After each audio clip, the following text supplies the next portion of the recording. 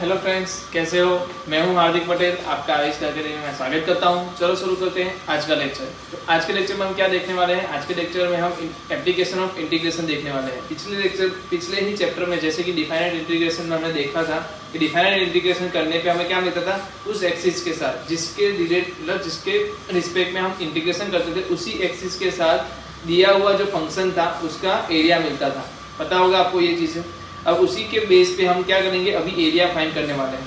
सो जल्दी से आप क्या करिए, एप्लीकेशन ऑफ इंटीग्रेशन नाम दे दीजिए टॉपिक को, सॉरी चैप्टर को, और बारी बारी से हम जितने भी चीज़ें हैं, जितनी भी वेराइटीज ऑफ क्वेश्चन है, सभी को एक एक करके देखते जाएंगे। So here just a minute, चलिए शुरू करें। एरिया अंडर द कर्व, इसको और भी नाम दिया, और नाम से भी पढ़ा जाता है, उसका नाम है area under the curve.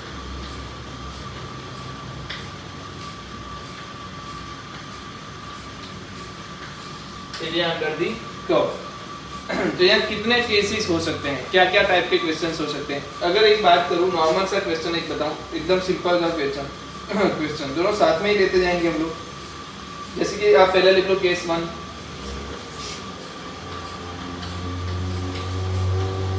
Case 1 लिख लो। The area bounded by the continuous curve, area bounded by the continuous curve y is equal to f of x. The area bounded by the continuous curve y is equal to fx. The axis of x, the axis of x and the ordinates, and the ordinates भी बोल सकते हो, line भी बोल सकते हो, ठीक है? ordinates, lines, x equal to a and x equal to b, x equal to a and x equal to b. The area bounded by the continuous curve y is equal to fx. The axis of x and the ordinates of lines x equal to n ab. So यहाँ पर क्या बताना चाहता है, अगर मेरे पास क्या है, x and y एक्सिस की तरह कोऑर्डिनेट्स हैं और मुझे कोई फंक्शन दिया है f of x, इस तरीके से क्या दिया है, फंक्शन f of x दिया है, तो अगर मैं x equal to a की लाइन और x इक्वल टू b की लाइन की बात करूं, तो यहाँ पे चार चीजें मैंने ले ली। देखो पहले लिया हमने y equal to fx line, तो ये क्या है, y equal to f of x function है। देन एक्सिस ऑफ x, तो x एक्सिस कौन सी है आप सबको पता है, ये है x एक्सिस, ठीक है? दूसरी बात, the ordinates, the lines x equal to a and x equal to b, तो टोटल एरिया कौन सा होगा, ये वाला। अगर मुझे चाहिए कि इसका एरिया कितना है, तो वो कैसे ढूंढ सकता हूं, तो उसका एरिया इज गिवन बाय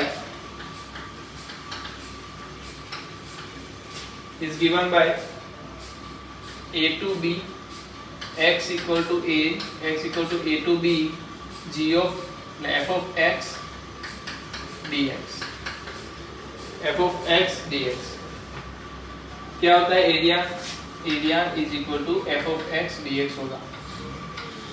जिसकी लिमिट, x की लिमिट क्या है, a से b तक की लिमिट देना है। x की लिमिट कहाँ से कहाँ देनी है, a से b तक की देनी है। तो जल्दी से इसको शांति से लिख लीजिए। क्या बताना चाहता है, कुछ नहीं बताना चाहता। मैंने पहले ही बोला था कि आपको जो डिफाइनाइट इंटीग्रेशन का फॉर्मूला था वही यहाँ पर लिखा हुआ है, कुछ और नहीं है, ठीक है? अब इसमें क्या क्या केसेस बन सकते हैं, वो सारे केसेस हम देखेंगे। पहला केस तो नॉर्मल है, जहाँ पर फंक्शन दिया है बस, और उसको दो लाइन के बीच का एरिया निकालना है, ठीक है? तो ये लिख लीजिए पहले। तो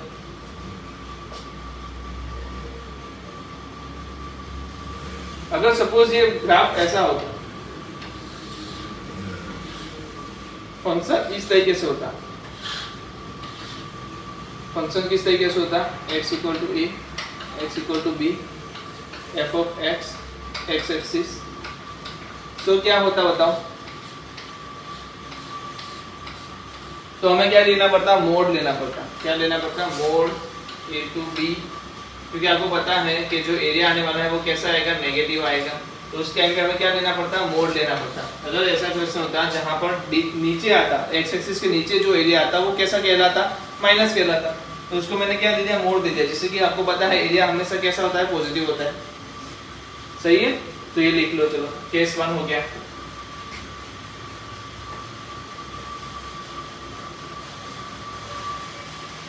चलो आगे लिखो case 2।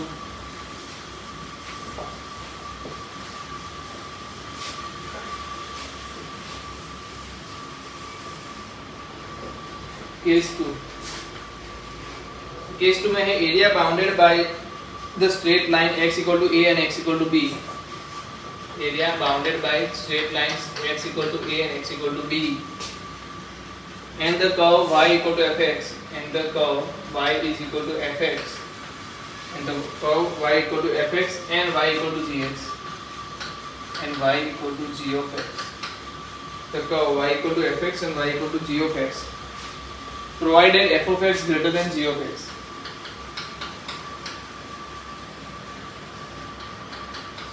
f of x less than g of x। क्या गिवन है? f of x जो है वो g of x से कैसा है? छोटा है। f of x जो है वो g of x से छोटा है। और दूसरी बात जो x है वो भी यहाँ पर गिवन है a x। ये x की बात हम कर रहे हैं वो कहाँ से कहाँ होगा? a से b के बीच में। तो इसका आंसर, अगर आंसर तो पहले की बात है, पहले मैं इसका ग्राफ ड्रॉ करके बताता हूँ। ग्राफ कैसा आएगा? तो देखो f of x greater than less than g of x, तो g of x कुछ इस तरीके से ग्राफ होगा, f of x कुछ इस तरीके से ग्राफ होगा,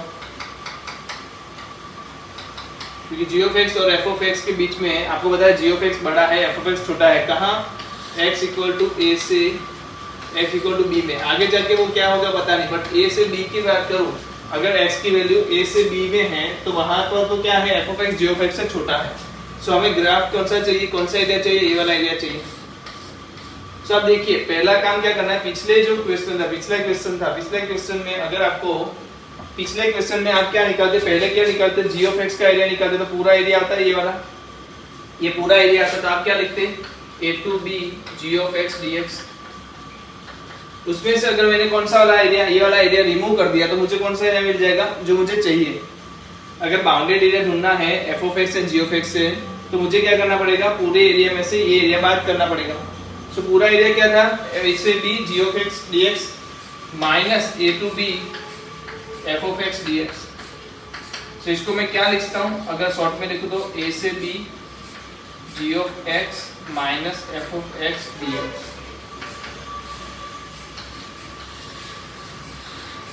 तो आपको पता होना चाहिए एरिया। देख लो केस 2।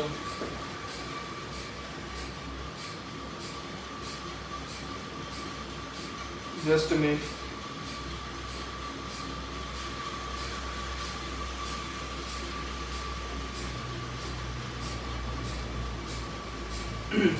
चलो आगे बढ़े। चलो क्वेश्चन लिखो।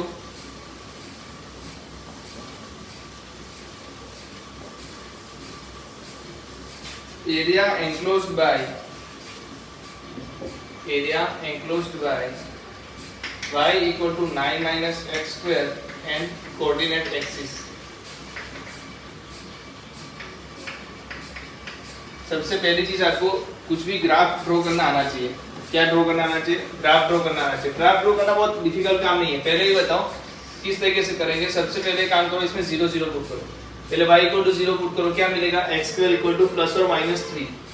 क्या मिलेगा? y इक्वल टू 0 पुट करो, x क्या मिल रहा है? प्लस और minus 3, plus 3 minus 3, 0 and plus 3 0 में से पास होगा। अब x इक्वल टू 0 रखो तो y क्या मिल रहा है? 9। तो y की वैल्यू क्या होगी? 0,9। तो पता तो है नहीं ये पैराबोला बनेगा। यस, ये तो पता है पैराबोला बनेगा। तो किस तरीके से बनेगा? इस तरीके से। और मुझे ग्राफ कौन सा चाहिए? 9 minus x square and coordinate axis. तो ये वाला आएगा कि नहीं? देखो ये वाला ग्राफ वो मांग रहे हैं मुझे। तो किस तरीके से ढूंढेंगे? क्या होगा इसका? पहले तो बताओ x की वैल्यू क्या होगी। x की वैल्यू बताओ तो कौन सा होगा? x इक्वल टू 0 से x इक्वल टू क्या तक जाएगा? 3 तक जाएगा। जो x की लिमिट है, लोअर लिमिट और अपर लिमिट क्या है? 0 से 3 जाएगी। देखो 0 से 3 तक जा रहा है। तो x की अपर लिमिट और लोअर लिमिट क्या है? 0 एंड 3। दूसरी बात, ग्राफ कौन सा है, f of x d x. तो जल्दी से f of x d x की बात करूँ तो 0 से 3 y equal to f of x क्या आएगा, 9 minus x square d x. So answer will be 0 से 3 9x minus x cube by 3, 0 से 3 जीरो रखने की जरूरत है ही नहीं, 3 रखो तो क्या मिलेगा, 27 minus 27 by 3 is equal to 2 by 3 27। So 27 यहाँ से चला जाएगा ना 9, तो 27 माइनस 9 क्या होगा, 18। सो आंसर क्या आ रहा है, 18 आ रहा है। तो इसका एरिया क्या होगा, 18 होगा। सो यहाँ पर मुझे क्या बोला था, area enclosed by y equal to 9 minus x square with coordinate axis. Coordinate axis क्या होगी, x axis and y axis. सही है, चलो लिख लो।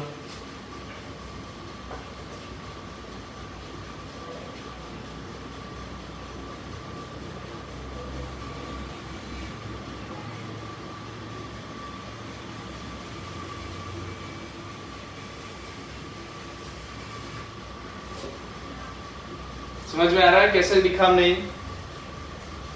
चलो just a minute.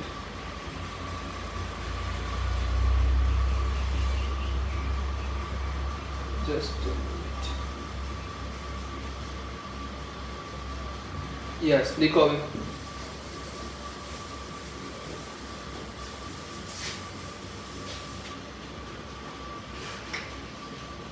Find the area bounded by the parabola. Find the area bounded by the parabola. Find the area bounded by the parabola. Y is equal to x square plus 1, and the straight line x plus y is equal to 3.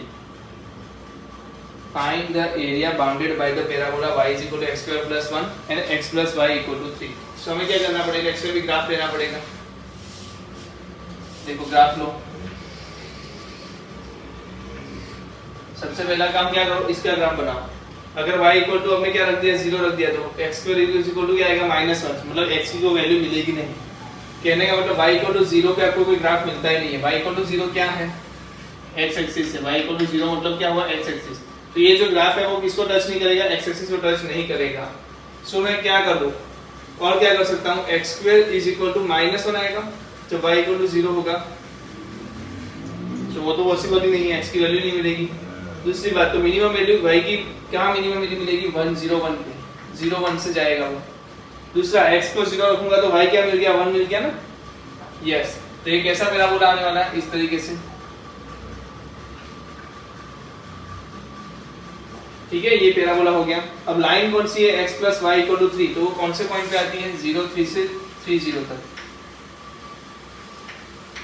है ना, 0 3, क्योंकि x equal to 0 रखो, y equal to 3, y equal to 0 रखो तो x equal to 3, तो ये वाली line आएगी। ओके, तो एरिया बताओ कौन सा आया। अगर ये दो कर्व के बारे में बात करो तो ये एरिया आ रहा है। देखो कैसे ढूंढेंगे, पहले तो आपको ये नहीं पता कि लिमिट कौन सी है, तो लिमिट कैसे फाइंड करते हैं, ये वाली limit x equal to what, और दूसरा यहाँ पर x क्या है। तो x की अपर और लोअर लिमिट भी आपको पता होनी चाहिए, कहाँ से स्टार्ट करके कहाँ तक जाना है, ये आपको पता होना चाहिए। तो देखो कहाँ से कहाँ तक जाना है, इसके लिए आप क्या करोगे, इन दोनों का सॉल्यूशन निकालोगे, क्योंकि इनके इंटरसेक्शन पॉइंट सी है। So y is equal to x square plus 1 है, सो x माइनस 3 भी तो है, सॉरी 3 माइनस x भी तो है। यहाँ y इक्वल टू क्या है, x स्क्वायर प्लस 1, यहाँ y क्या है, 3 minus x। So x square plus x minus 2 is equal to 0। x square plus x minus 2 is equal to 0। इसके बताओ कोऑर्डिनेट्स क्या बोलेंगे, इसके फैक्टर बताओ, x plus 2 x minus 1 is equal to 0। सही है कि नहीं, x plus 2 minus, yes. So x equal to -2 आएगा एंड x इक्वल टू 1 आएगा। तो लोअर लिमिट अपर लिमिट मिल गई, क्या आएगी, -2 से 1 आएगी। लोअर लिमिट क्या है, x minus 2 and upper limit क्या है, 1। सो -2 से 1 तक जाऊंगा और क्या रहेगा, ऊपर वाला ग्राफ। ये ग्राफ कौन सा है, जो ऊपर है उसको ऊपर वाला बोलते हैं, ऊपर और नीचे लोअर, तो हमेशा u माइनस एल आएगा, ऊपर माइनस लोअर। हो सकता है कि आगे जाके ऊपर माइनस लोअर क्या बोले, पोजीशन चेंज भी हो जाए, बट अभी तो क्या है, अपर कौन है, जल्दी से बताओ, अपर कौन है, अपर कौन है, अपर देखोगे तो ये वाला का ऊपर है, तो इसमें y इक्वल टू क्या है, 3 माइनस एक्स, तो 3 माइनस एक्स लिखा। माइनस मतलब कि एफ ऑफ एक्स रूट है, फिर जी ऑफ एक्स, तो जी ऑफ एक्स कौन है, ये वाला कर्व, तो क्या है x square plus 1 dx। So answer will B 3 minus 1, so 2 minus x square का माइनस 2 से 1 dx। ढूंढो क्या आएगा, 2 का इंटीग्रेशन क्या होगा 2x, फिर माइनस x का इंटीग्रेशन क्या होगा minus x square by 2 minus x cube by 3, value क्या रखनी है माइनस 2 से 1, सो 1 की वैल्यू रखूंगा तो क्या आएगा 2 minus 4 by sorry 1 by 2 minus 1 by 3 minus 2 की वैल्यू रखोगे तो क्या आएगा minus 4 by 2 plus 8 by 3। Directly answer बताओ क्या आएगा, 2 माइनस माइनस प्लस 4 6 माइनस आप वो भी रखो माइनस 3 रखो, माइनस 4 ये क्या हो गया 2 हो गया, माइनस माइनस प्लस 2 प्लस या माइनस 8 बाई 3, तो 6 प्लस 2 8 माइनस 8 बाई 3 क्या आएगा 2 by 3 into 8 plus minus 1 by 3 minus 1 by 2, LCM क्या आएगा 6, तो ऊपर क्या बचेगा 3 माइनस 2 प्लस 16। ओके रुको, इधर भी 2 से मल्टीप्लाई होगा तो क्या होगा 32, तो 32 में से 5 जाएगा तो क्या रहेगा 27 divide by 6 which means 18 divide by not 18 9 divide by 2, क्या आंसर आ रहा है 9 डिवाइड बाई 2। तो इसका एरिया कितना आ रहा है 9 डिवाइड बाई 2, चेक कर लेता हूँ just minute, yes 9 divide by 2 square unit, कुछ नहीं दिया है तो क्या लिखोगे स्क्वायर लिख देना, एरिया हमेशा कैसा होता है स्क्वायर में होता है। सो क्या किया हमने, पहले देखो हमने ग्राफ ड्रॉ किया, ग्राफ ड्रॉ करने के बाद हमें पता चला कि ये 2 पॉइंट पे अपर लिमिट लोअर लिमिट मिल रही है, तो वो 2 पॉइंट ढूंढ लिए, कहाँ से मिले, यहाँ से x की वैल्यूज मिल गई, अभी हमें x की वैल्यूज की जरूरत है तो मैंने y ढूंढा ही नहीं। दूसरी बात ऊपर कौन है, ऊपर वाला कर्व कौन है, तो y = 3 माइनस x है, नीचे वाला कर्व कौन है y = x² + 1 है। हमें याद रखना है f ऑफ x मतलब क्या हुआ y की वैल्यू, सही है, समझ में आ रहा है, कर सकते हो, तो चलो लिख लो जल्दी से, बहुत ही इंपॉर्टेंट क्वेश्चन था।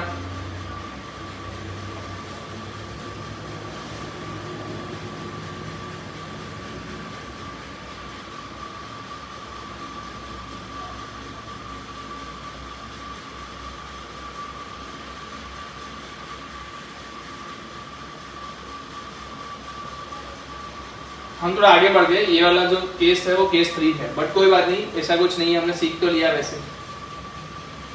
चलो लिख लिया आपने ये, चलो लिखिए case 3।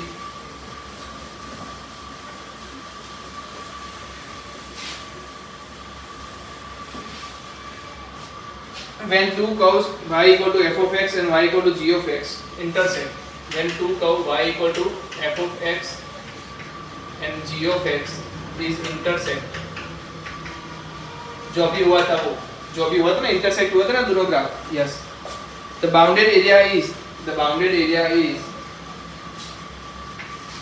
a to b upper minus lower. अभी देखो अपर कौन है लोअर कौन है, तो ये ग्राफ में देखना पड़ेगा, अपर कौन है लोअर कौन है वो कैसे पता चलेगा।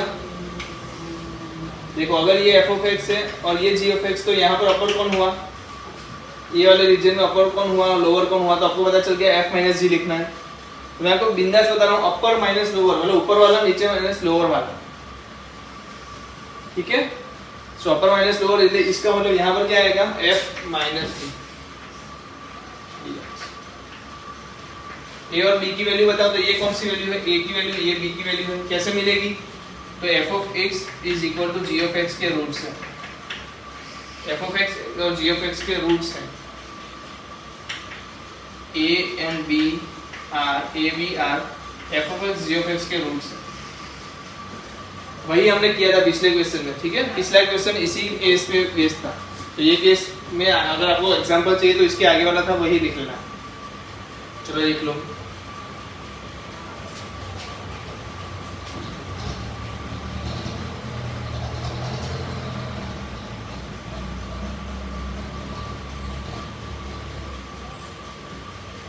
चलो लिखो आगे, केस 4 लिखो।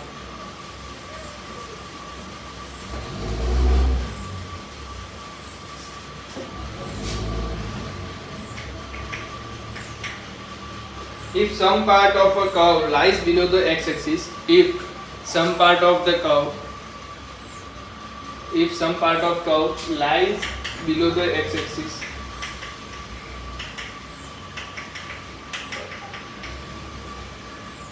then its area becomes negative.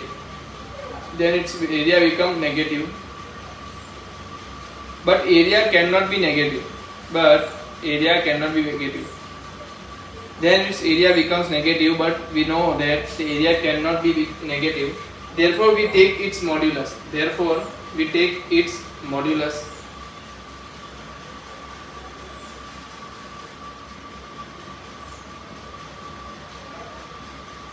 चलो लिखो नया, उसी के अंदर नीचे लिखना, if the curve crosses the x-axis at,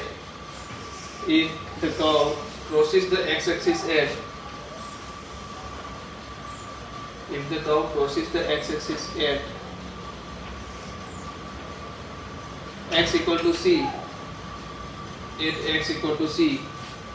then the area bounded by the curve, y equal to f of x, and ordinates x equal to a and x equal to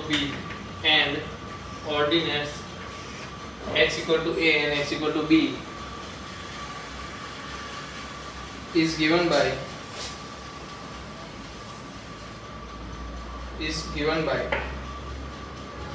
ठीक है। तो यहाँ पर आपको देख के पता चल रहा है कि ऊपर वाला कौन है, लोअर वाला कौन है। देखो समझने वाली बात है, अगर आप इसको और अच्छे से समझ लो तो मैं बताऊं कैसे करना है। अगर जो हमने केस 3 देखा ना, यहाँ मॉड्यूलस लेने की जरूरत भी नहीं पड़ेगी। पहले कैसे देखना है ना, पहले मैं बता रहा हूँ मॉड्यूलस की तरीके से। तो पहला जो पोर्शन है ए से सी तक का पोर्शन है, कौन सा पोर्शन, ए से सी तक का पोर्शन है, वो क्या है, एक्स एक्सिस के अबोव है, तो उसमें तो कोई दिक्कत नहीं होने वाली। बट प्लस कहाँ की बात करें, बी, सी से बी की बात करें तो मॉड्यूलस चाहिए होगा। सो कहने पे तो हम दोनों में मॉड्यूलस लगाते हैं, ठीक है। लास्ट में जब मॉड्यूलस निकालते तो चेक करते हैं कौन से एरिया आ रहा है, प्लस में है या माइनस में। पहला वाला किसमें है, प्लस में, तो इसमें लगाने की जरूरत नहीं है। ए से c f of x d x, चलो यहाँ पर क्या है, लगाने की जरूरत पड़ेगी, बट वो कहाँ से कहाँ होगा, सी से बी का F of x d x. अब मैं आपको क्या समझाता हूँ वो समझो। आपने एक चीज सीखी थी, अपर और लोअर वाली चीजें टर्म्स सीखे थे, अपर और लोअर वाला मैंने सिखाया था। यहाँ पर देखो ये वाली जो लाइन है ना एक्स एक्सिस, ये क्या है, y इज इक्वल टू 0 है।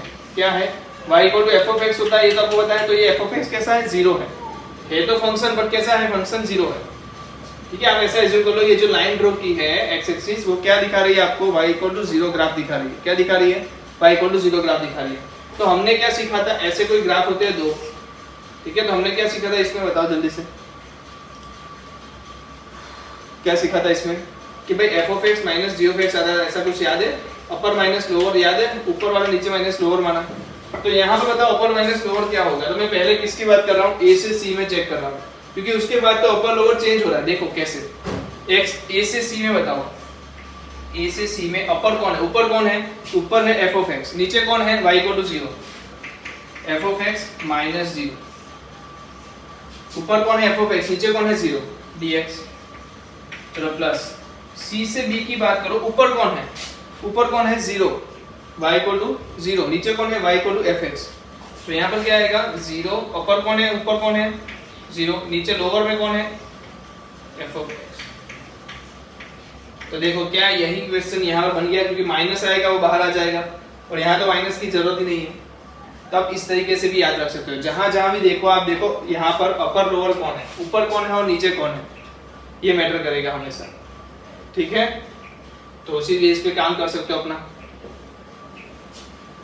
सो आपको मॉड्यूलस की जरूरत नहीं पड़ेगी अगर ये वाला फॉर्मूला आपने सही से समझ लिया तो। चलो लिख लो, तो इसके ऊपर भी एक क्वेश्चन देख लेते हैं हम।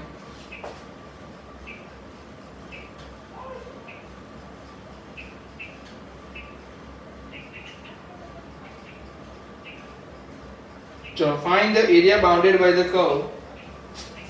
Find the area bounded by the curve.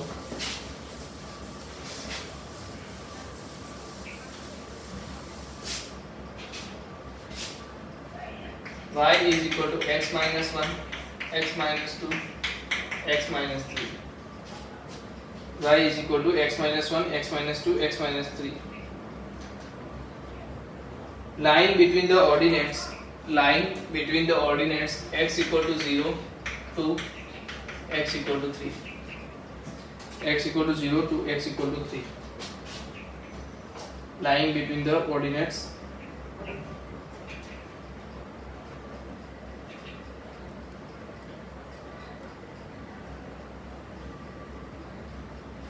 चलो, तो आपको ग्राफ ड्रॉ करना आना चाहिए। इसका कैसा है? क्यूबिक ग्राफ है। रूट्स कितने हैं? अगर इसके रूट्स ढूंढने हैं, आपको ये सोचो कि इक्वल टू 0 होता तो रूट्स कितने आते हैं? सबको पता है 1 आता, 2 आता, 3 आता। मतलब ये 1 से भी पास होगा, ये 2 से भी पास होगा और 3 से भी पास होगा। अगर मैं x की वैल्यू क्या करता हूँ, इसमें x की वैल्यू माइनस रखता हूँ, माइनस 0 से कम रखता हूँ, माइनस वाली क्या रखता हूँ, 0 से कम रखता हूँ, तो क्या होगा? माइनस माइनस ये माइनस आएगा, माइनस माइनस ये भी माइनस मिलेगा और ये भी माइनस मिलेगा। मतलब सारी वैल्यूज कैसी मिलेगी? y की माइनस मिलेगी। मतलब ये ग्राफ कुछ इस तरीके से नीचे आएगा, क्योंकि y की वैल्यू भी माइनस होगी। जैसे x की वैल्यू माइनस होगी, y की वैल्यू माइनस भी होगी। ऊपर जाएगा, नीचे आएगा और ऊपर निकल जाएगा। तो ये वैल्यू क्या आएगी वो सब मुझे नहीं पता, y की वैल्यू क्या आएगी वो नहीं पता, पर ग्राफ इस तरीके से कुछ होगा वो पता है। ग्राफ कैसा होगा? इस तरीके का होगा। कैसे पता चला? जब मैंने x की वैल्यूज माइनस में रखी तो पूरा ग्राफ क्या दे रहा है मुझे आंसर में? y equal to minus. तो x माइनस x के लिए आंसर क्या मिल रहा है? y भी माइनस मिल रहा है। सो आपका थर्ड क्वाड्रेंट में कर्व जाना चाहिए। अब ये कर्व कब यहाँ पर टच करेगा? आपको पता है ये कर्व x एक्सिस पे सिर्फ 3 पॉइंट पे टच करेगा, 1 2 3 पे। फिर ये कंटिन्यूअस चला जाएगा आगे, ये भी कंटिन्यूअस पीछे चला जाएगा। सो ये 1 2 3 पे ही सिर्फ टच करेगा। तो 1 पे टच करने से पहले ये कहाँ था? नीचे था। तो 1 पे टच करने के बाद कहाँ चला जाएगा? ऊपर चला जाएगा। फिर 2 पे टच करेगा तो वापस से नीचे आएगा, वापस से ऊपर जाएगा। हमें क्या चाहिए? x इक्वल टू 0 से x इक्वल टू 3 तक का वैल्यू चाहिए। और x एक्सिस तो आएगी आएगी, बोलने की बात नहीं है। तो कर्व कैसा आएगा? इस तरीके का एरिया आएगा। ये एरिया चाहिए हमें। कौन सा एरिया चाहिए? ये वाला एरिया चाहिए। तो पहले से बता दो, मैं एकदम हमने जो सीखा वही लगाओ डायरेक्टली। क्या लगाओगे आप? पहले 0 से 1 बताओ। 0 से 1 अपर लोअर बताओ। अपर कौन है? 0। लोअर कौन है? ग्राफ जो है पूरी की पूरी वैल्यू f ऑफ x बोल सकते हो आप, dx। फिर बताओ, आगे बताओ 1 से 2 अपर कौन है? f of x। लोअर कौन है? 0 dx। प्लस 2 से 3 अपर कौन है? 0। लोअर कौन है? f of x। तो आपको प्लस माइनस की अब चिंता रही नहीं, क्योंकि आपने ऑलरेडी उसको कंसीडर कर लिया है। अब बताओ 0 माइनस f ऑफ x है, तो f ऑफ x का इंटीग्रेशन अलग से ढूंढ लो। एक काम करो, तो ये इसका आंसर क्या होने वाला है बताओ? x square minus 3x plus 2x minus 3। So answer will be x cube minus 3x square plus 2x minus 3x square minus plus 9x minus 6x, sorry plus minus 6। Okay, तो answer will be x square x cube minus 6x square plus 2x था। Yes, minus क्या हुआ? Plus 9x, तो plus 11x minus 6। तो ये आपका क्या है? f ऑफ x है। इसका इंटीग्रेशन भी अलग से ढूंढ ही लो। इसका इंटीग्रेशन क्या आएगा? x raise to 4/4 minus 2x cube plus 11x square by 2 minus 6x। तो ये क्या है? इसका इंटीग्रेशन है। ठीक है, तो यहाँ पर इंटीग्रेशन लगाने के बाद क्या मिलेगा? x raise to 4/4 minus 2x cube plus 11x square by 2 minus 6x 0 से 1। तो 0 लगाने की जरूरत ही नहीं है, क्योंकि सारे x है तो 0 लगाते ही 0 हो जाएगा। सिर्फ 1 लगाओ तो क्या आएगा? 1/4 माइनस 2, वो भी देखना माइनस है, आगे क्या है? माइनस है। Yes, 1/4 minus 2 plus 11/2 minus 6। ठीक है, आगे का ये सब का आप खुद वैल्यू ढूंढोगे, 2 और 1 रख के या 3 और 2 रख के। मैं तो सिर्फ इतना बता रहा हूँ आपको। चलो, क्या आएगा? माइनस 1/4। अब यहाँ से माइनस 2 माइनस 6 माइनस 8 हो गया। माइनस 1/4 है, 1/4 यस 11/2 है। सो 2 इधर जाएगा, 4 इधर जाएगा, तो क्या होगा? 44 प्लस 2 46 डिवाइड बाई 8। और 46 8 into 8 64 minus 64 into 46, minus 64 46 divide by 8 minus में। 64 में से 46 जाएगा तो 14 में से 6 गया 8, 118/8 माइनस में, तो क्या लिखा जाएगा 9/4। बाहर माइनस है ना ऑलरेडी, तो माइनस माइनस प्लस 9/4, तो ये जो आंसर आ रहा है वो कितना आ रहा है 9/4। इसका आंसर क्या आ रहा है 9/4 आ रहा है। ये और ये आप खुद ढूंढोगे, ठीक है। इंटीग्रेशन आपको पहले से दे दिया है, तो इंटीग्रेशन आपको यहाँ पर रखना है और उसमें लोअर लिमिट अपर लिमिट की वैल्यू रखनी है, समझ रहे हो? यस, तो यहाँ भी सेम चीज फॉलो करोगे। अब देखो आपने जो एज्यूम किया है ना, उसके आंसर में लास्ट में क्या आना चाहिए, प्लस आना चाहिए, बस इतना ध्यान रखना। क्योंकि एरिया क्या होता है हमेशा पॉजिटिव होता है, तो आप जो भी लोगो अपर माइनस लोअर, आपको ये पता चल जाना चाहिए लास्ट में आंसर क्या आएगा, पॉजिटिव आएगा। अगर पॉजिटिव नहीं आता है तो आपने कुछ ना कुछ गड़बड़ी की है, वो देख लेना क्या गड़बड़ी की है, ठीक है। क्या ये ढूंढ लोगे आप लोग? सही है, अपर limit lower limit upper limit रखना है, सिंपल सा टास्क है। चलिए कर लीजिए। थोड़ा डिफिकल्ट लेवल का क्वेश्चन नहीं, ऐसा नहीं है कि मैंने आपको सिंपल क्वेश्चन दे दिया, ये जो सोच सकते हैं वही सोच सकते हैं, बाकी तो ये छोड़ के आ जाते हैं, x³ वाला क्वेश्चन छोड़ के आ जाते हैं, नहीं समझ सकते लोग।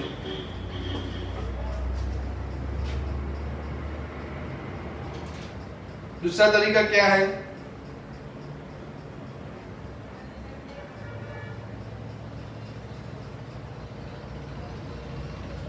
दूसरा क्या कर सकते थे आप, इसमें 0 माइनस f(x) ये सब नहीं लेते, सब में मोड़ लगा देते, सब में क्या लगा देते, मोड़ लगा देते।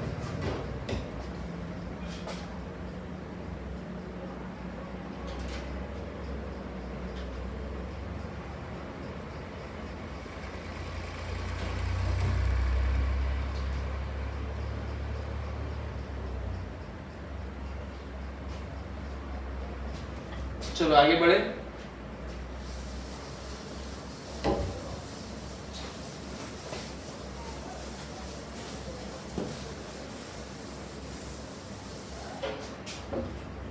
चलो अब लिखो find the area bounded by the curves, find the area bounded by the curves y equal to sin x, y equal to cos x between two consecutive points of intersection, between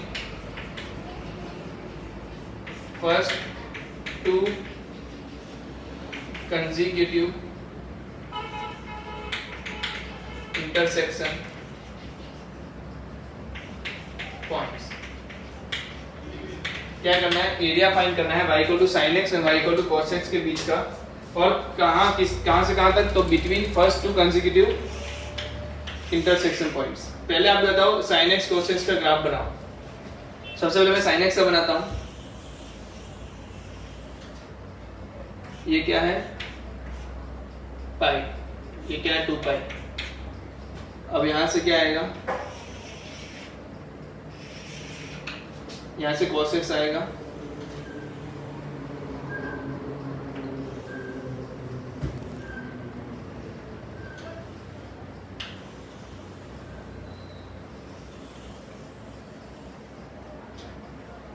yes. तो आपको graph कितना लेना है, यहां से यहां, first intersection यहां हुआ, दूसरा इंटरसेक्शन यहां हुआ, तो ये जो एरिया है वो ढूंढना है आपको, ठीक है, ये एरिया ढूंढना है। तो पहले बताओ cos x minus sin x कब टकराते हैं, कब उसकी वैल्यू सेम होती है, आपको पता है π/4 पे, सबको पता है। ये कौन सी वैल्यू होगी, π/4, तो ये कौन सी होगी बताओ, ये पाई आ गया, पाई प्लस π/4 क्या होगा 5π/4, दूसरा होगा 5π/4 पे। तो x की वैल्यू क्या आ गई, limit upper limit lower limit मिल गई, क्या आएगी π/4 से 5π/4 आएगा। एंड दूसरी बात, अपर कौन है, ऊपर कौन है, ऊपर वाला ग्राफ कौन है sin x है, नीचे वाला ग्राफ कौन है, ऊपर वाला graph y equal to sin x, नीचे वाला graph y equal to cos x। तो अपर माइनस लोअर में हमेशा याद रखता हूँ dx, sin x का इंटीग्रेशन cos x वो भी कैसा माइनस में, minus sin x, cos x का इंटीग्रेशन क्या होगा माइनस, मतलब माइनस cos x का माइनस sin x, और π/4 से कहां तक जाना है 5π/4, ठीक है। चलो minus cos x minus sin x पे 5π/4 रखेंगे तो क्या मिलेगा 1/√2, वो भी कैसे माइनस 1/√2 आगे माइनस माइनस 1/√2, फिर क्या आएगा माइनस माइनस का प्लस हो जाएगा, π/4 रखते ही 1/√2 plus 1/√2, so answer will B 1/√2 1/√2 1/√2 1/√2 कितनी बार है, 4 बार है। So 4 divided by root 2 is equal to 2 root 2. So area will be 2 root 2. क्या एरिया आएगा? 2 root 2 आएगा कि नहीं? चेक कर लेता हूँ मैं आंसर. यस, क्या आ रहा है एरिया? 2 root 2. समझ में आ रहा है अपर माइनस लोअर कैसे समझ में आया? ये कौन सा ग्राफ था? y equal to sin x था, और ये कौन सा ग्राफ था? y equal to cos x था. कितने लोगों को लिखना आ गया अपर माइनस लोअर? और यहाँ पर लिखना क्या है वैसे? f of x लिखना है, और f of x क्या है वैसे? y. तो y को करता बनाओ. अगर कुछ टिपिकल क्वेश्चन दिया है जैसे कि x² + y², चलो वो भी ले लेते हैं अलग से, वो भी अलग से ले लेंगे, पर ये अभी लिख लो.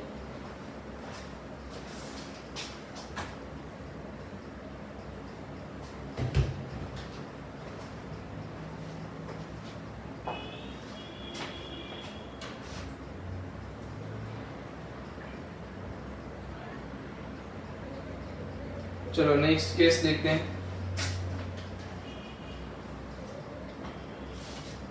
हो गया?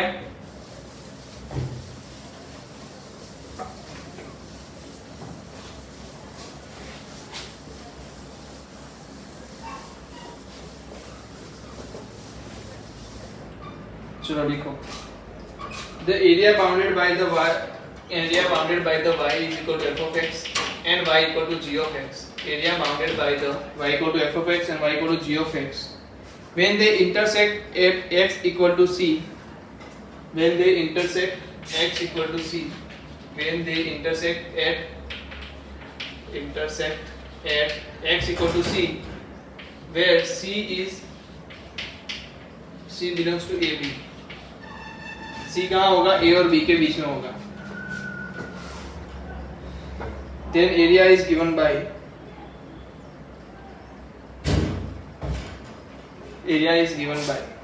So यहाँ पर क्या बताना चाहते हैं? मेरे पास f of x ग्राफ है ऐसे, मेरे पास g of x ग्राफ है ऐसे, और मुझे फाइंड करना है x equal to b a पे और x इक्वल टू b के बीच में. x इक्वल टू a और x इक्वल टू b के बीच में मुझे ग्राफ अलग के एरिया फाइंड करना है. तो सीधी सी बात है, एरिया कौन सा आने वाला है? ये वाला. बट आप देखिए कि ये जो पॉइंट आ गया वो क्या है? c है. अगर आपने अपर माइनस लोअर वाली बात करनी है, क्योंकि अपर माइनस लोअर तो लगेगा क्योंकि दो क्या है फंक्शन एक साथ आ रहे हैं, तो अपर माइनस लोअर में बात करूं तो a से b तो मैं लिख दूंगा, फिर मैं बोलूंगा अपर माइनस लोअर. तो आप बोलोगे सर अपर माइनस लोअर की बात करें सर मैं इसको f of x मान लूं और इसको g of x मान लूं, तो यहाँ g of x ऊपर है, नीचे f of x है. यहाँ ऊपर कौन है? f of x है, नीचे g of x है. सर ये तो कंफ्यूजन है. सो हमें क्या करना है? अपर माइनस लोअर अगर चेंज हो रहा है तो इसको हम क्या करेंगे? दो पार्ट में डिवाइड कर देंगे, c से d अपर माइनस लोअर. ठीक है. यहाँ पर अपर माइनस लोअर क्या आएगा? a से c में बताओ. a से c में कौन है ऊपर? g of x है, तो बोलोगे g minus f dx a से c, प्लस यहाँ पर बोलो c से d में कौन है ऊपर? f माइनस g, तो f माइनस g dx बोलो. चलो कितने लोगों को समझ में आया? ये चीज कर सकते हो? तो चलो जल्दी से लिख लो, पहले लिख लो जल्दी से.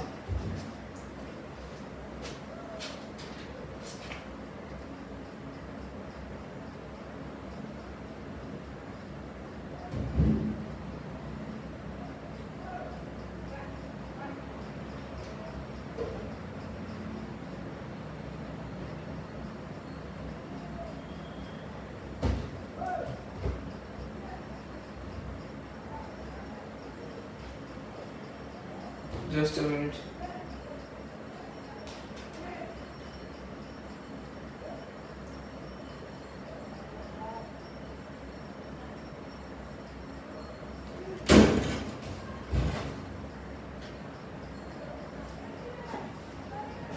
चलिए लिख लीजिए एक क्वेश्चन और.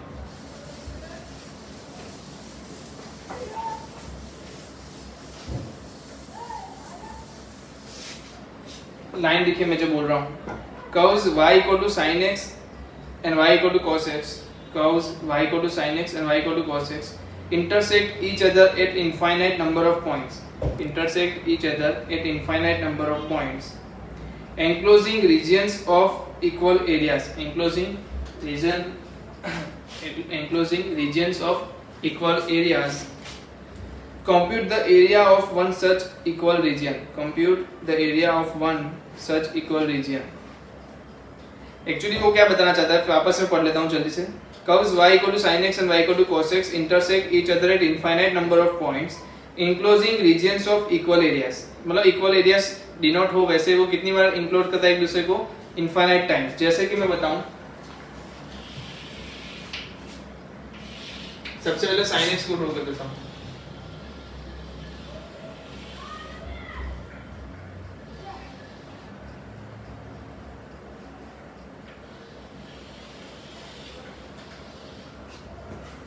ठीक है, इस तरीके से sin x आ गया. अब cos x की बात करें तो कैसे आएगा,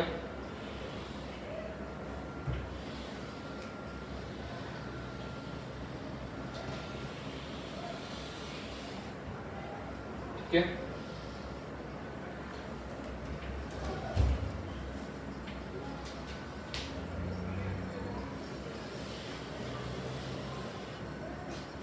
तो ये क्या है, y equal to cos x, ये क्या है y equal to sin x. तो देखो वापस से इसको थोड़ा और लंबा दूं मैं,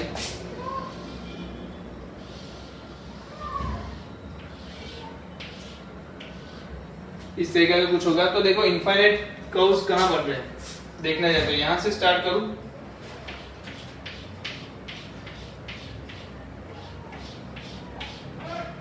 ये जो पार्ट है वो हर बार रिपीट हो रहा है. देख लो आप, यहाँ हुआ वैसे यहाँ होगा, यहाँ होगा, आगे जाके जाते जाते रिपीट होता जाएगा. तो सबसे पहले बताओ ये वाला पॉइंट कौन सा है, pi minus pi by 4, sorry minus pi plus pi by 4. तो मैं माइनस 3 पाई बाई 4 बोल सकता हूँ. और दूसरा ये वाला पॉइंट कौन सा है, सो पाई प्लस पाई बाई 4 मतलब 5 पाई बाई 4 बोल सकता हूँ. सो माइनस 3 पाई बाई 4 से 5 पाई बाई 4 में आपको ढूंढना है. अब एक बात देखना, यहाँ पर आपने जो अभी पढ़ा केस जो पढ़ा वो ही बिलोंग करता है. देखो यहाँ पर cos x ऊपर है, sin x नीचे है, यहाँ पर sin x ऊपर है, cos x नीचे है. तो ये कौन सा पॉइंट है ये बताओ, पाई बाई 4. सो आपका एरिया कैसा बनेगा, एरिया कैसा आएगा, इक्वेशन बनाओ. मुझे तो इक्वेशन बना के दो. तो इक्वेशन तो मुझे सर पता है अपर माइनस लोअर. अगर अपर माइनस लोअर चेंज होगा तो मैं इसको डिवाइड करूंगा, मतलब के डिस्ट्रीब्यूट करूंगा. सबसे पहले स्टार्ट कहां से करना है, माइनस 3 पाई बाई 4 से. माइनस 3 पाई बाई 4 से पाई बाई 4 में कौन ऊपर है, cos x ऊपर है. तो मैंने क्या कर दिया, माइनस पाई बाई 4 से पाई बाई 4 के बीच, सॉरी माइनस 3 पाई बाई 4 से, माइनस 3 पाई बाई 4 से कहां तक, पाई बाई 4 के बीच में किसको आगे रखा, cos x को ऊपर रखा, sin x को नीचे रखा. बट फिर आगे गया तो आगे क्या है, पाई बाई 4 से 5 पाई बाई 4 के बीच में क्या होगा, तो भाई cos x नीचे आ जाएगा, ऊपर कौन रह जाएगा, sin x. तो sin x minus cos x dx. समझ में आ रहा है ये कैसे बना, आ रहा है ना समझ में. तो माइनस 3 पाई बाई 4 से लेके पाई बाई 4 के बीच में और वहां से पाई बाई 4 से 5 पाई बाई 4 के बीच में. तो ये जो है ये क्या है, इनफाइनाइट एरिया एनक्लोज कर रहा है. ऐसा ही एरिया हर बार आता जाएगा, सही है. तो ये ढूंढना है, ये एरिया कितना है वो हमें ढूंढना है. तो बस इसका आंसर निकाल लो. आंसर निकालना आपको पता है कैसे करना है, इसका इंटीग्रेशन करो, वैल्यू रखो. आप है ना हमेशा याद रखना, कभी भी ऐसे डिवाइड करो, अलग अलग डिस्ट्रीब्यूट करो ना, इसका इंडिविजुअली आंसर निकालो, इसका भी इंडिविजुअली आंसर निकालो. भले बीच में प्लस लेते लेते चलो, क्योंकि इसका जो आंसर आएगा ना लास्ट में चेक करो माइनस या प्लस तो नहीं आ रहा. तो इसका भी आंसर चेक करो, माइनस प्लस तो नहीं आ रहा. अगर ये माइनस आ जाता है तो कोई ना कोई गलती हमने की है, और ये भी माइनस आ गया तो कोई गलती की है. आंसर हमेशा अगर अपर माइनस लोअर वाली चीज ध्यान में रख के की है तो आंसर हमेशा प्लस आएगा. ठीक है, तो ये चीज याद रखना कि इन दोनों को अंदर मिक्सअप मत करना. पहले साथों साथ नीचे तक ले जाओ, जब लास्ट में आंसर आ जाए प्लस माइनस में जो भी आ जाए, माइनस में आए तो गलती चेक करो, प्लस में आ गया दोनों का मतलब सही है तो दोनों को फिर मिला लो. सही है, चलो कर लीजिए. बहुत ही इंपॉर्टेंट क्वेश्चंस हमने कर लिए यहाँ पर. देखने जाए तो आपका बोर्ड लेवल का तो आसानी से निकल गया अभी.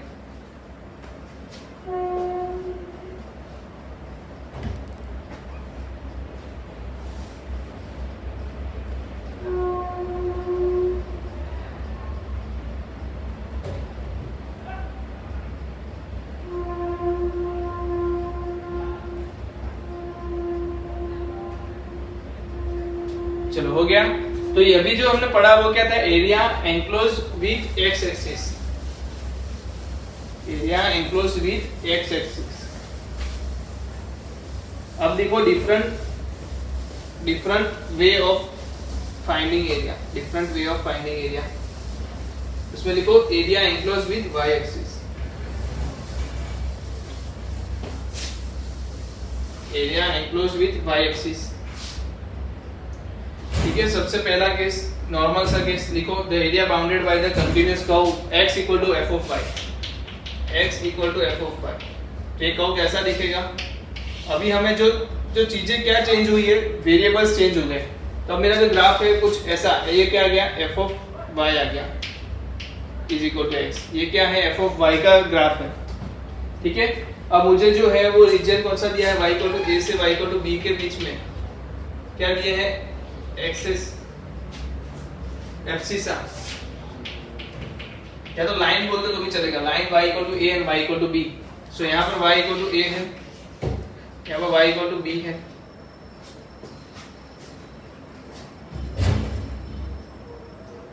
y equal to a and y equal to b। So इसका आंसर क्या आएगा, एरिया बताओ क्या आएगा। तो सिंपल सी बात है, dy तो लगेगा क्योंकि y वेरिएबल है अभी, और यहाँ पर क्या आएगा, f ऑफ y आएगा। सिंपल, और कुछ नहीं, a से b f of y dy, a से b f of y dy।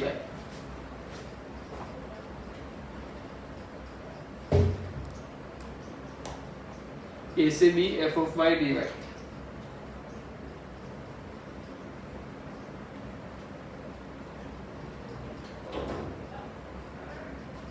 चलो, अगर कुछ ऐसा है तो सेकंड केस, केस 2 लिख लो।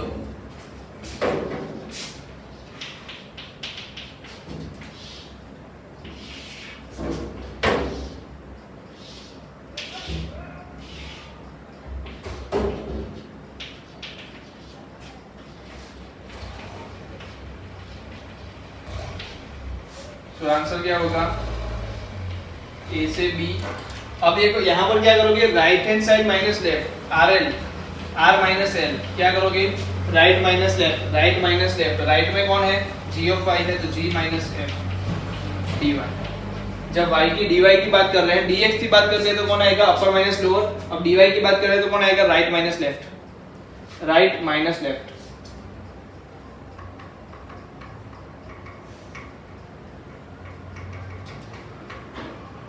Right minus left. चलो, और कोई कहो, इसी के बेस पे दूसरा कब आएगा।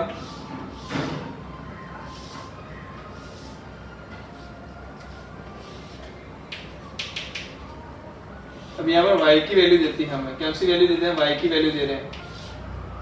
सो इधर तो a b, अगर इसकी वैल्यू बोलूं f और ये बोलूं g, तो राइट हैंड साइड पे कौन है, a से b में बात कर रहे हैं, बाकी की बात नहीं कर रहे। बाकी में तो f राइट हैंड साइड पे है, बट अगर a से b की बात करो तो ये कौन है, g है, ये कौन है, f है। सो राइट हैंड साइड पे कौन था, g था, लेफ्ट हैंड साइड पे कौन था, f था, dy, g minus f dy। ठीक है, केस 3।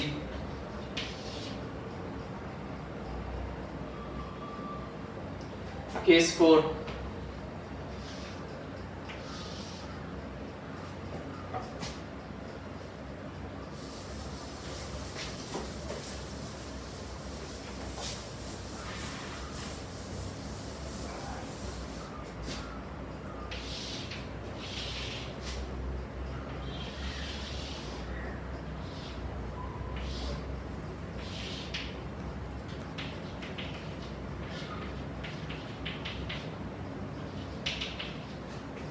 तो यहाँ पे आप क्या करोगे, ए से सी तो ले लोगे,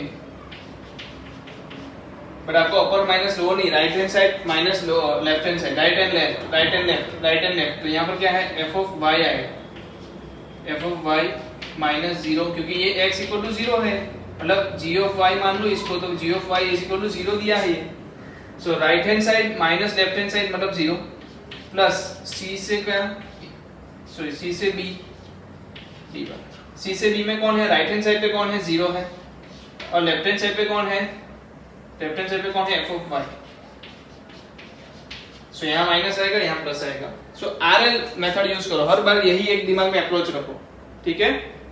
चलिए, और एक बाकी रह गया,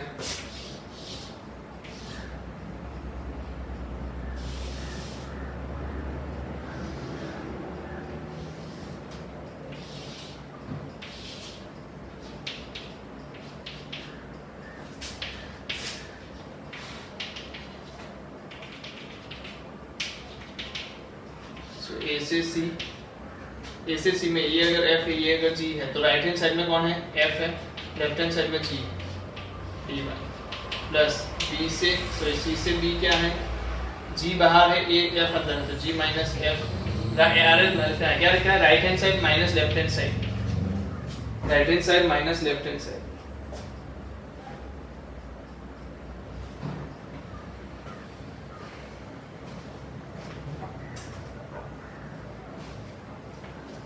इसकी जरूरत कब पड़ेगी? चलो वो भी देख लेते हैं। इसकी जरूरत कब पड़ेगी वो भी देख लेते हैं।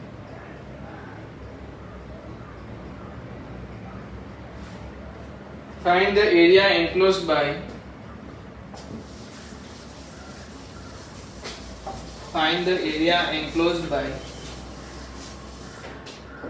y equal to sin inverse x,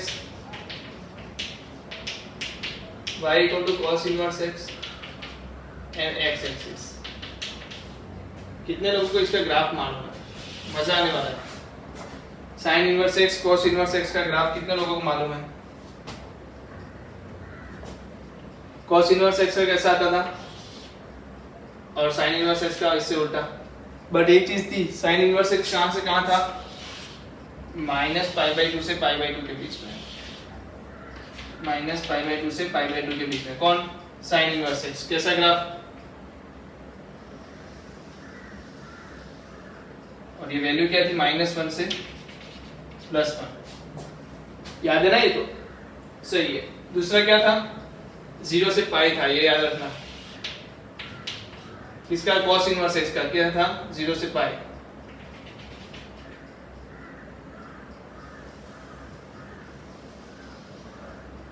और आपको क्या चाहिए? cos inverse x, sin inverse x and x axis. तो कौन सा वाला एरिया आया?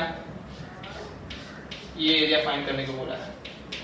चलो कैसे निकालोगे?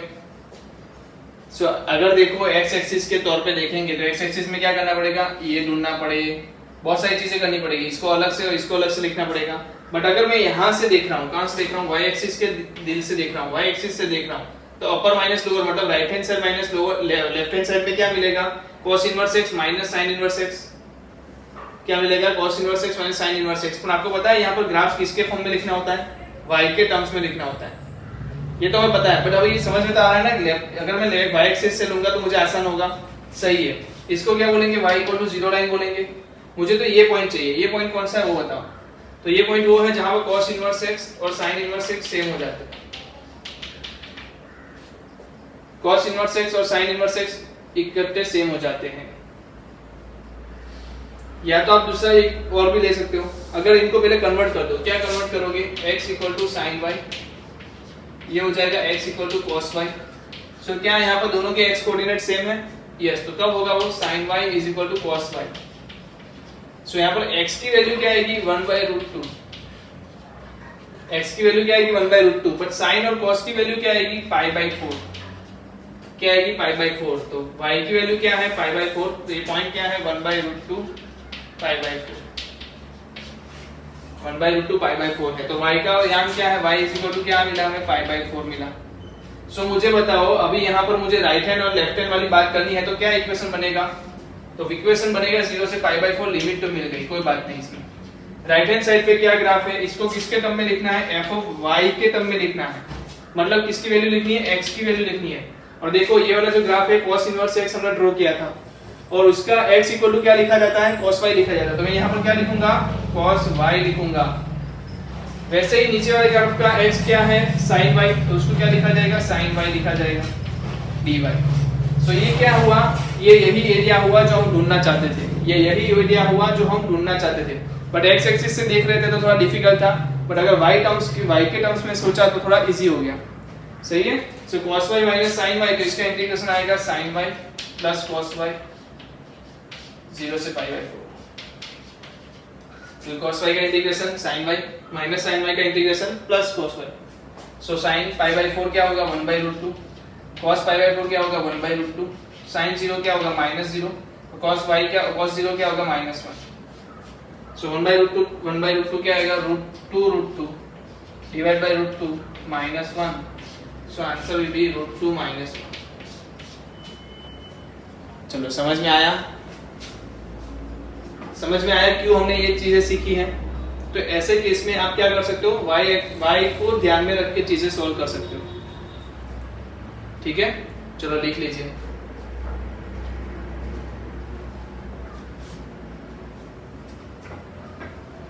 हमें एक बात बताओ, हमें अगर कोई ऐसा कोई भी फंक्शन दे दिए x raise to a plus y raise to a plus c is equal to 0, ऐसा कुछ दे दे, तो अगर मैं dx के टर्म में इंटीग्रेशन चाहता हूं तो मुझे यहाँ पर क्या लिखना पड़ेगा f ऑफ x, और f ऑफ y के टर्म्स में चाहता हूं तो क्या लिखना पड़ेगा f ऑफ y dy। पर ध्यान रखना लिमिट क्या होगी, यहाँ y की वैल्यू आएगी, यहाँ x की वैल्यू आएगी, ये याद रखना। दूसरी चीज f ऑफ x कैसे ढूंढा जाता है, तो y वाले टर्म्स को आप इक्वल टू करो, करता बनाओ, तो क्या मिलेगा, y वाले को करता बनाओ तो एक तो c और x रेज टू a दोनों साइड पे चले जाएंगे, तो minus x raise to a minus c मिल गया, और y की पावर क्या लग जाएगी 1/a।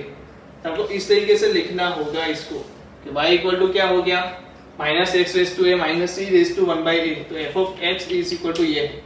और अगर किसी ने पूछा f ऑफ y क्या है तो आप क्या बोलोगे, x raise to a is equal to minus c minus y raise to a, और x को हटाओगे, पावर को हटाओगे तो क्या होगा 1/a हो जाएगा। तो अगर आपको कोई भी एक इक्वेशन दिया है उसमें से क्या करना है, फंक्शन बनाने के लिए उसके ऑपोजिट वाले को क्या करना है सब्जेक्ट बना के रखना है। अगर सब्जेक्ट बना के आपको क्या करना है, पूरे इक्वेशन को एक साइड पे ले लेना है। ठीक है, कर पाओगे तो जल्दी से पहले ये लिख लो। अब मैं आपको कुछ क्वेश्चंस घर से करने को दे देता हूं, मैं देख लेता हूं कौन से क्वेश्चंस आप घर से कर सकते हो।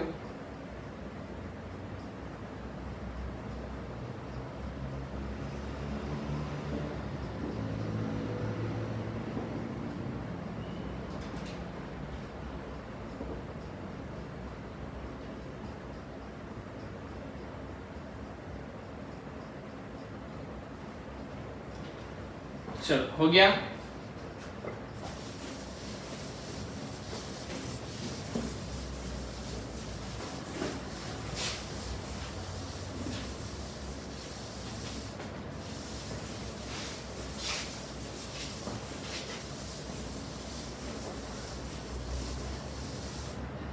अब देखो, अगर कभी कभी क्या होता है, area enclosed by x square plus y square is equal to a square, तो ये क्या है, सर्कल है। सर्कल का एरिया क्या होता है, r स्क्वायर होता है। यहाँ पर क्या है, क्या होता है, r स्क्वायर होता है या पाई r स्क्वायर होता है, पाई r स्क्वायर होता है। तो यहाँ पे एरिया क्या होगा, पाई a स्क्वायर होगा। सही है, बट हमें ढूंढ के बताना है, ठीक है, ऐसे लिखना नहीं है। तो मुझे तो ये पता है सर्कल ऐसे ड्रॉ किया जाता है, ऐसा कुछ सर्कल का। बट एक चीज सर्कल की पता क्या है, वो जो फर्स्ट क्वाड्रेंट में एरिया बनाता है वही कौन चारों क्वाड्रेंट में बनाता है। सो फॉर 4 लेके मैं क्या ले सकता हूँ, 0 से। कितने लोग बता सकते हैं यहाँ पर a की वैल्यू क्या होगी, मतलब कि x की वैल्यू क्या होगी, सॉरी x की y की वैल्यू क्या होगी 0, सॉरी x की वैल्यू 0 होगी। बट मुझे कहां से कहां तक जाना है, यहाँ से यहाँ तक जाना है। x इक्वल टू 0 से लेके x इक्वल टू a तक, ये कितना लाइन होगी, सॉरी रेडियस जितना होगा ये टाइम। x की वैल्यू क्या होगी, 0 से a तक बढ़ेगी, तो 0 से a तक लेगी क्योंकि रेडियस तक बढ़ेगी मुझे पता है। अब इसका नाम क्या है, ये है y x square plus y square equal to a square है, बट मुझे तो y के टर्म्स में लिखना है, तो a square minus x square का अंडर रूट है। तो ये क्या देगा आपको, a square minus x square का अंडर रूट dx। तो क्या अब इसका आंसर आप निकाल सकते हो, a की वैल्यू कुछ भी दे दे, आप निकाल सकते हो कि नहीं निकाल सकते, निकाल सकते हो। तो इसको बोलते हैं area enclosed by the curve x square plus y square equal to a square. ऐसे ही आपको क्या दे सकते हैं, और एक चीज भी दे सकते हैं, x square by a square plus y square by b square is equal to 1। Ellipse देते हैं, तो इलिप्स में भी क्या करोगे आप, आपको इलिप्स ड्रॉ करना है, वो कैसा आएगा, खड़ा हुआ आएगा या लेटा हुआ आएगा वो आप देख लेना। ये वैल्यू निकालनी है, ये वैल्यू निकालनी है, कौन सी वैल्यू निकालनी है, x वाली निकालनी है। तो x वाली निकाल लो, ये वैल्यू निकाल लो, उसका ही 0 से लेके जो भी वैल्यू आए a या b जो भी आता है वो ले लो। और दूसरी बात आगे जाके क्या आएगा, यस ये इसी को करता बनाएंगे तो 1 minus x square by a square under root में और b मल्टीप्लाई में आएगा। समझ में आ रहा है। और पाई ए बी इसका आंसर होगा, एरिया का आंसर क्या होगा पाई ए बी, और वो भी कितना 4 टाइम्स लेना है क्योंकि आपने तो अभी इतना ही ढूंढा। सही है। तो ऐसे इलिप्स वाले भी क्वेश्चन आएंगे तो क्या आप सॉल्व कर पा लोगे, कर लोगे ना। तो ऐसे क्वेश्चंस भी आपके एक्सरसाइज में दिए हुए हैं। तो जल्दी से आप समझ लो आपको करना क्या है। आपको 8.1 एक्सरसाइज पूरी कंप्लीट करनी है। टोटल नंबर ऑफ क्वेश्चन इसमें दिए हैं 10 और 11 और 2 एमसीक्यू दिए हैं। और आप देखो तो बहुत ही आसान सिंपल से क्वेश्चन से पैराबोला का बहुत मैक्सिमम टाइम पे यूज किया गया है। ठीक है, कर्व ड्रॉ करना आपको आना चाहिए बस। और सारे पता है ना आपको क्या करते हैं, हम नेक्स्ट लेक्चर में सारे के सारे हम सॉल्व करेंगे। यस, मैं आपको लास्ट में इंटीग्रेशन तक छोड़ दूंगा, उसके सॉल्यूशन आपको निकालना है। चलिए 8.1 भी करना है और 8.2 भी करना है। सही है, 8.1 एंड 8.2 दोनों आपको करके आना है। और मिसलेनियस की बात करूं तो वो भी आप कर लोगे तो कोई दिक्कत तो है नहीं वैसे। ठीक है, तो आप देख लो आपको पूरा ही, क्योंकि जो आपको समझाना था मतलब जो बोर्ड लेवल का था वो सब चीजें यहाँ पर डिस्कस हो चुकी हैं। सो आप तीनों के तीनों एक्सरसाइज गुड से कर सकते हो। बाकी बात करें तो नेक्स्ट लेक्चर में हम क्या करेंगे, एक्सरसाइज 8.1 एक्सरसाइज 8.2 और मिसलेनियस एक्सरसाइज 8 को सॉल्व करने की कोशिश करेंगे। कोशिश नहीं करेंगे, सॉल्व ही करेंगे, मतलब सॉल्यूशन लेंगे उसके। मतलब क्या है कि पूरे के पूरे सारे सॉल्यूशन करवाने के बाद कुछ जो टॉपिक्स रह जाते हैं जीरो के लेस के, उसको हम लास्ट चैप्टर लेक्चर में हम ले लेंगे। तो पहला लेक्चर कहाँ रह गया हमारा, कंसेप्ट बेस्ड हो गया। सेकंड और थर्ड लेक्चर में क्या पढ़ेंगे हम, इसके सॉल्यूशंस पढ़ेंगे जो बुक के क्वेश्चंस है उसके। देन अगर उसकी आगे की बात करूं तो मुझे क्या मिलेगा, एक्स्ट्रा जो जेरोवेली का कंसेप्ट हो गया वो हम पढ़ लेंगे। ठीक है, तो जल्दी से लिख लीजिए और फिर से मिलेंगे नेक्स्ट लेक्चर में। तब तक के लिए अलविदा।